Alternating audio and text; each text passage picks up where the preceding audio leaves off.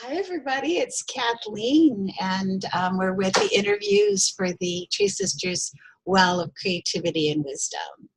And today it's my pleasure to introduce you to Divyam Chaya Bernstein, or Bernstein, is it?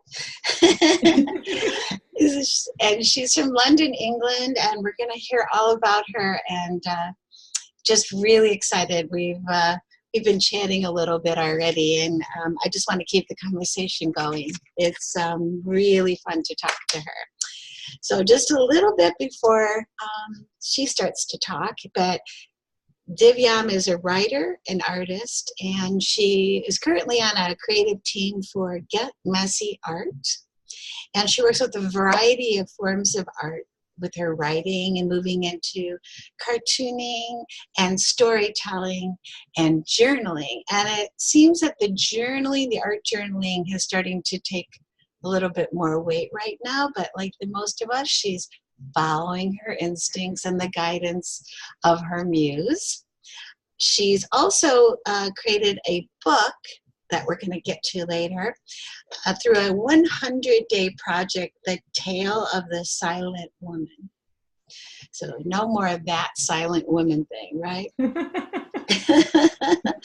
So hi, Divyam. Welcome. So good to have you. Really, really lovely to be here. Yeah. Thank you. So how does it feel in London today? Is it foggy London town today? It's one of those sort of mysterious grey days. It's just turned dark, so it's a mysterious night now. Yeah. But yeah, it's kind of chilly, mysterious winter. Yeah, that's about how it is here. I know there are people on the other side of the world enjoying sunshine and, new sprouting things and summer and full trees. All the trees are bare here, except for the deciduous ones. Let's see, where should we start? So let's just start where we should start, is what called you to TreeSisters? Well, what called me to TreeSisters was after many years of being quite disconnected from nature, living in London, feeling quite urban. I did a wonderful year-long training called Initiation into the Sacred Feminine with Jules Wingfield at Earth Heart in the Forest of Dean. And the forest was a really big part of this year-long process. And it just felt so wonderful to be with the trees and connect with the trees again. And it took me right back to when I was a little girl. One of my best friends was my tree in the garden, and my favorite place was to sit in the tree. I think I used to hang all my little handbags from the different branches and just sit in my tree, and hours would pass, and it just felt so natural to be in nature and to be friends with the frogs and the snails and the ladybirds. And somehow I'd forgotten that, but I remembered it all that year. And it was when that training came to an end, I think it was January, it was the beginning of the new year. And I just felt like it's time to become a tree sister, to keep that connection with the trees alive, and also to express my love for the trees. That was the moment. Yeah, that was the moment. Oh, that's a beautiful moment. I especially love, how many tree sisters remember their childhood and then get reconnected again. But we're born with that, aren't we? It's our nature. Yes. It's our nature to connect to the trees and to listen and talk to the trees. And I'm just so glad that you had that year that brought you back, and I can feel it in your voice that it was really important, and has really secured your future of staying connected to the trees. Yes. And I know that we talked a little bit about, you are our artist partner for TreeSisters, and we have an agreement with you to use your beautiful work, and we're very happy and grateful for that, by the way. And it inspires, everyone, just how you were inspired in that year-long retreat, sometimes people can just see a piece of art and be inspired in that moment, like, oh yeah, like I remember, or even if they've never experienced it, like, what is that? What must that be like to love Earth that much, to lay on her and feel like you're inside of her? And we'll look at a couple more of your paintings in a little bit. We also have, we've been talking about you starting to move into, creating prints of your art, and, you're sort of coming out of your egg, you're cracking open and wanting to make prints of those now. And, people have been, coaxing you to do this, and you're okay, it's time. And finally, yeah. And, a lot of us have been in that boat and are still in that boat. And this, like we said, may not be the end either. It may all switch and start all over again next year, right? But that's how creativity is. And we just trust it, right? And so you're also doing this book, and you're going to print this book. And we talked a little about you wanting to, once this all gets settled for you, to possibly become a water carrier, and so that a percentage of the prints in the book, will go to planting trees and continue that cycle that you just spoke about. So thank you for that as well, and we'll let everybody know when that happens. Thank you. Yeah. So I want to ask you also about the landscape that you live in, and have you always been in London, and have you always been in England, and how does that inspire your artwork? And we talked about growing up in the trees and hanging that's a lovely part, but also now is there something that you kind of go to in your landscape that when you need that connection to your inner muse? Well, up until now, it hasn't really been the case. It's been more when I've been out of London that I felt a connection with nature. So in the Forest of Dean at Earth Heart, or if I'm by the seaside, that also I feel a really strong connection with nature.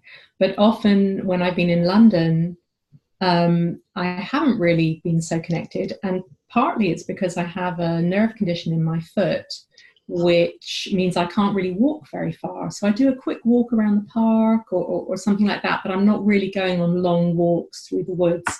Yeah. So when I've been in London, it's been more my inner landscape that's been my inspiration. And then when I'm in the forest or by the sea, the landscape that I'm in the external world really plays a big part, and I bring it to my art a lot more. However, I'm planning a change, which is I want to create a special art journal for exploring nature in London.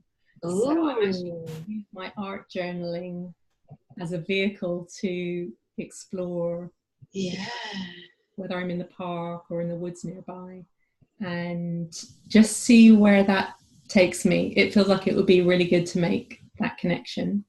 Yes, I love that. It's you're using what you need and sharing it automatically with everyone else. And I can see how people would be like, really, nature in London? And they would just really want to follow that journey with you.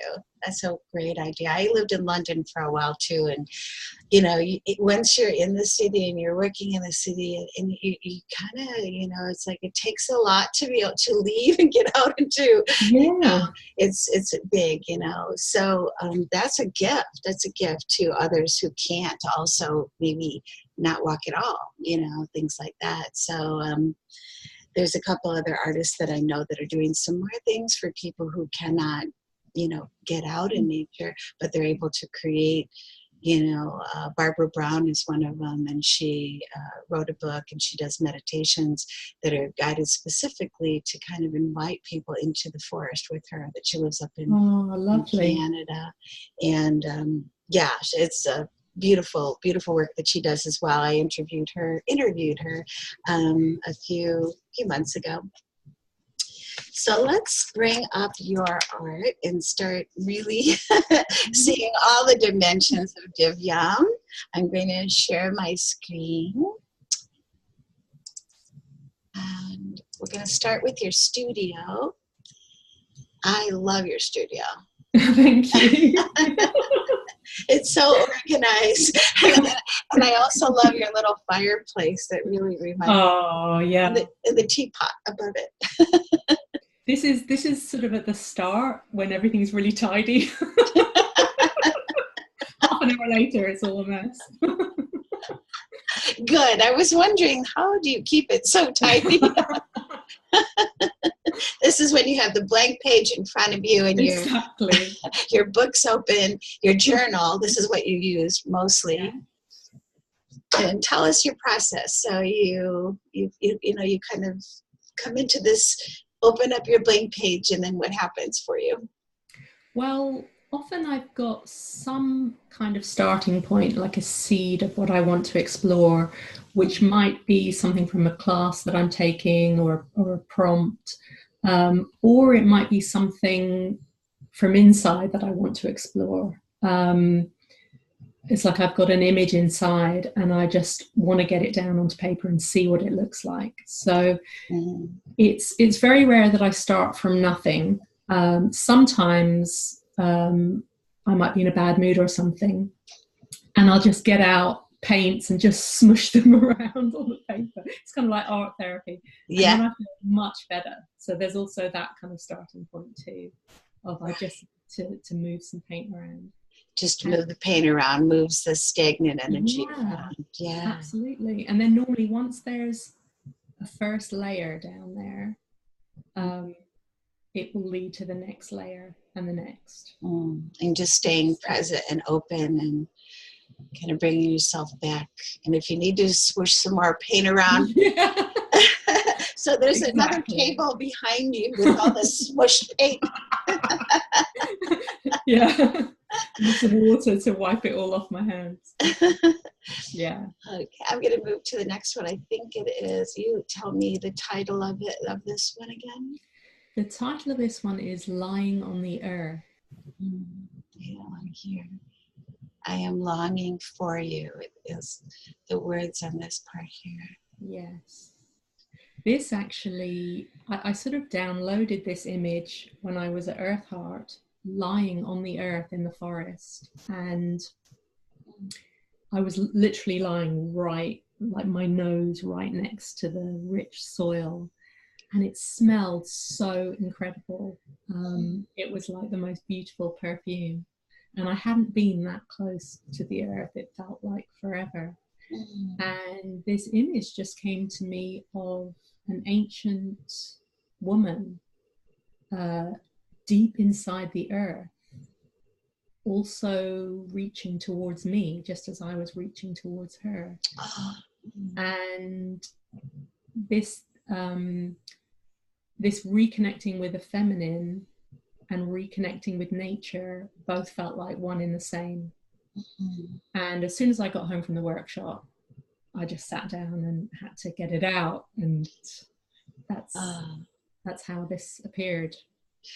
I've never heard that story. I've just experienced it from looking at it, and it makes me happy to hear that it was the experience that I thought it must have been. I felt you must have, really been laying on the ground and really feeling in. There's something about the way that that your feet and your toes are just pushed into the earth. And I just really love it, and how her hair is wrapping around. You're like able to pull her up almost with your hair, and you're cradling her.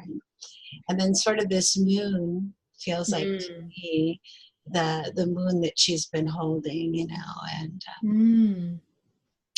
that's my take. Everybody's got their own little messages that they see, but it's a very beautiful piece. And like we were talking about earlier, this isn't a canvas, this is in a book, so in a little bit, when I just show a few more, we'll go back to you and you can show the actual book so that we can get a good idea of that.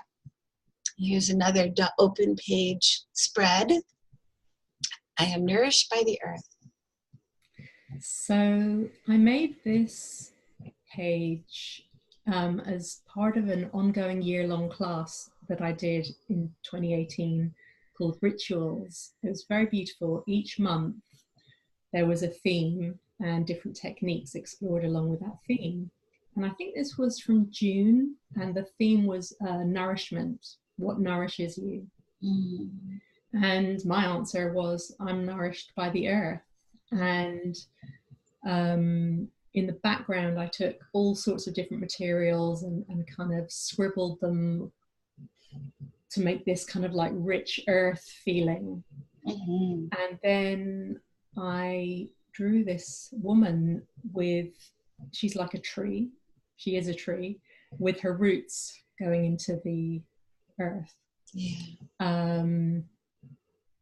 And many leaves and just flourishing because she's got this strong connection down. So everything can just flourish from her arms and her branches. And it's sort of, I had quite a joyous feeling while I was making it, but also her eyes are closed because it's also like an inner nourishment. It's not just about outer productivity, it's like an inner connection as well. Yeah. And I always feel happy when I look at this one. It just makes me so happy. Yeah, it has the same effect on me. It is and it's peaceful, but it's joyful, like you're dancing, but you're just at, you're at peace with all of it. And I love, the background as well. Like just there's something about that really pulls me in, like I'm being taken in to the earth and being nourished by it. Is particularly in this area right here. I've been drawn to looking there, but that's how we feel. And she does it with so much grace too, like such an ease, just to be part of it all and to be held by her. It's a beautiful piece. And is this like a cutout then you oh applied? Yes, I created quite a job for myself. I was going to say each little leaf.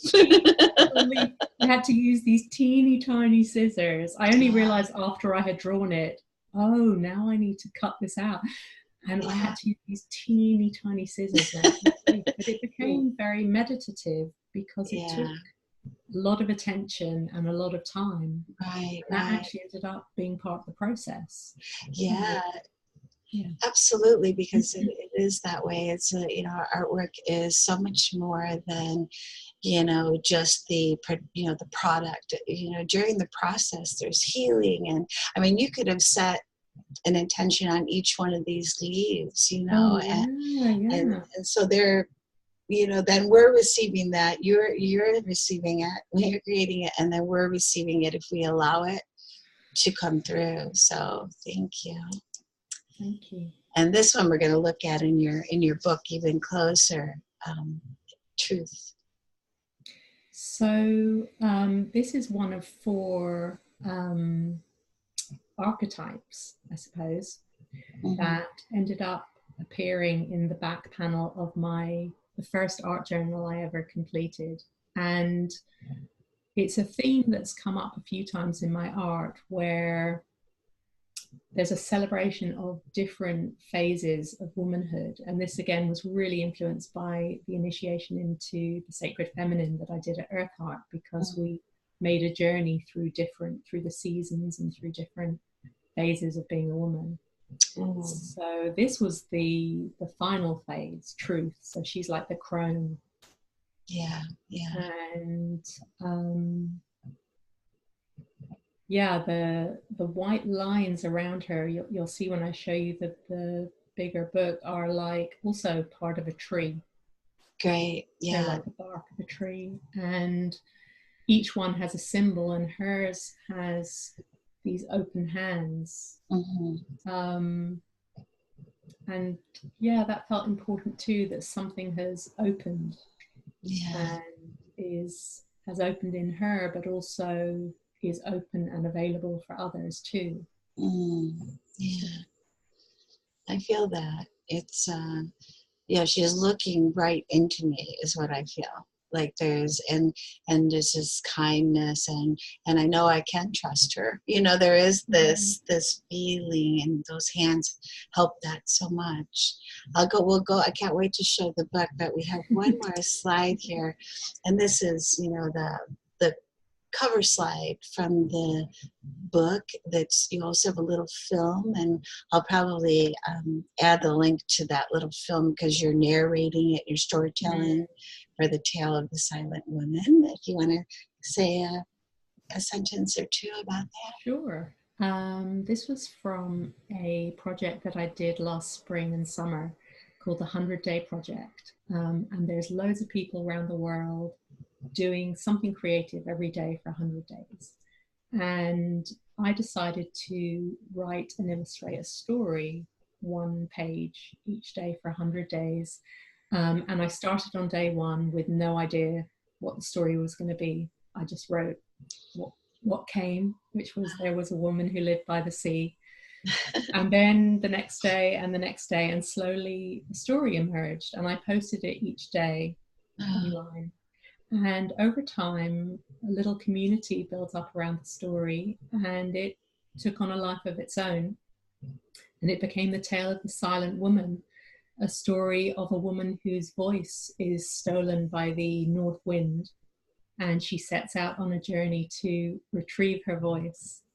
And she goes all over the place and meets amazing people, an owl woman who lives in the mountains, a 1,000-year-old monk who lives at the bottom of the sea, and she travels to the underworld and meets her ancestors as well, which is really the heart of the story. I think I have another picture in here with them. There we are.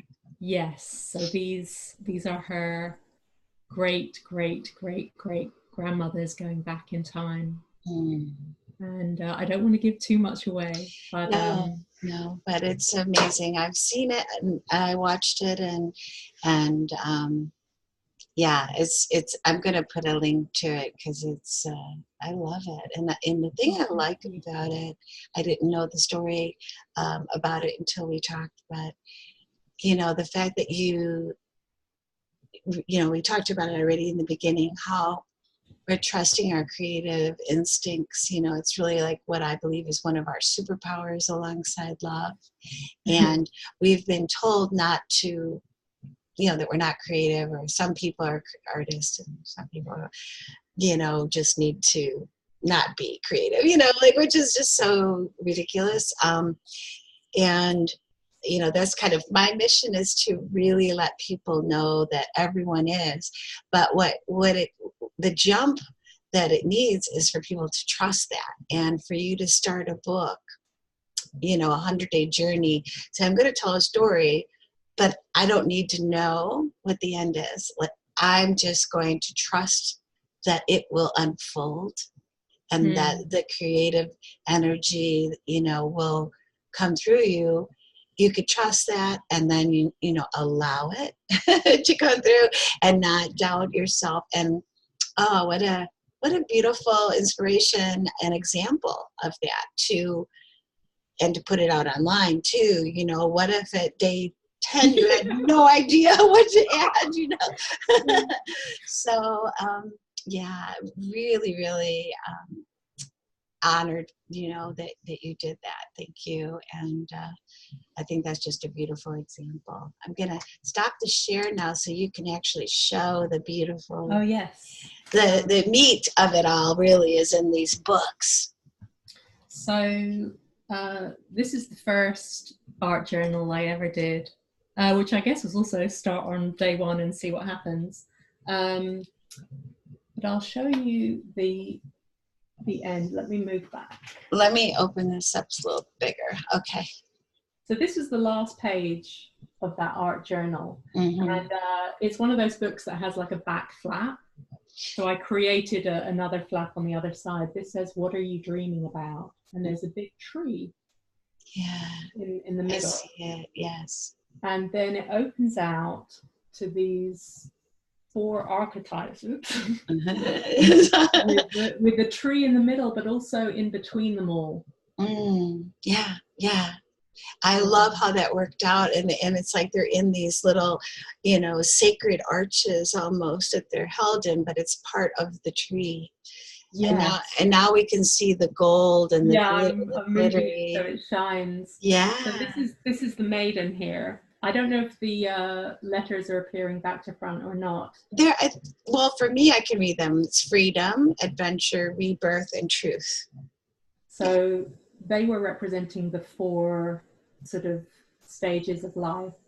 And there's a symbol in each one. So a bird in the maiden. I can't actually see. That's like a sort of medieval knights scene. So that's kind of adventure. There's a cosmic egg for rebirth. Yeah. And the hands for truth. That's just beautiful. I think, there's many stories are in each one of those as well, right? So this is all opened up for you, and it's like this treasure trove inside these books. Can you show that one with where you're laying on the earth? Yes, that's in this book as well. Just so we can see it actually. What it's like in the book. Yeah, on the paper. Look at that. Oh. And they're also gold, the little. I see, yeah. And the crown. The crown. Yeah. And what does the crown stand for you? I was going to ask you earlier. The crown stands for, she's a queen, the woman who's in the earth. And what that stands for me is that kind of sovereignty of woman. So the woman in the earth with a crown is powerful, connected, doesn't take any nonsense, and isn't wounded. Yeah, wow. She's whole. She's whole. She's chosen. She's made her choices. Yes. And she creates what she wants. Yes. And also something of the queen being, when I think of a queen, she's available for her people. So her own wholeness is actually a gift to the realm, to everyone else. Yeah. Oh, I love that. Well, that's a perfect thing because, I wanted to ask you to leave us all with, from your experience, from your own personal experience, to share with us what would be your wisdom, an encouragement, I guess, to other. I'm not going to say other creative, Tree Sisters or anyone, but we all are, like I said before. So just what is your, advice to everyone about creativity? Everyone is creative. I couldn't agree with you more. Absolutely. So what I would start with is to follow your thing that you're interested in, and don't worry if it doesn't have a title or doesn't fit into a preordained category. If you just do what you love, whatever it is, that will make it its own category. And a couple of other things I'd say: don't worry about how productive you are, because I find it in myself too sometimes that there can be this obsession with productivity and Get it? We're not factories, we're people, and if you just follow your own flow of what you feel like doing when you feel like doing it, you'll find your own rhythm that's your rhythm, that's right for you. Right. And don't worry about having to be good. What I would say is be true to yourself. That is good. That is always good. That is good. Don't worry about having to be talented or good. I know when I'm looking at art, when I see something that feels like it comes straight from the person, Mm. That's it. That's, Yeah, you feel it much deeper. It's and it's more unique, something that you can't find anywhere else either. exactly. Yes, just like you. And Thank you. yeah, yeah, it's just been an absolute pleasure to have this interview, and to see the inner you is really just this bright star. And yeah, I mean, we could make this go on forever, because Keep chatting. it's like each book and each page and all of that. So there's so much. And I did want to share one idea that came to me just before we go. But you spoke to, about doing this book for London, going out into nature. And we talked earlier before the call about whether or not you had a grove or a group of tree sisters that you were gathering in London. And I just thought of an idea that maybe you might create a grove around the book. And yeah, so I'm just going to plant that. That's a really good idea. But that way, it's also supporting you and doing it, and giving you your community to do this work, this beautiful work that you're doing. And it's just been my pleasure, and I know everyone else will enjoy this. So. Thank you so much, Kathleen. It's just been so lovely to meet you and chat with you. It's just been great. We'll keep it up. Yes. All right. Bye, everybody. I'm going to stop recording.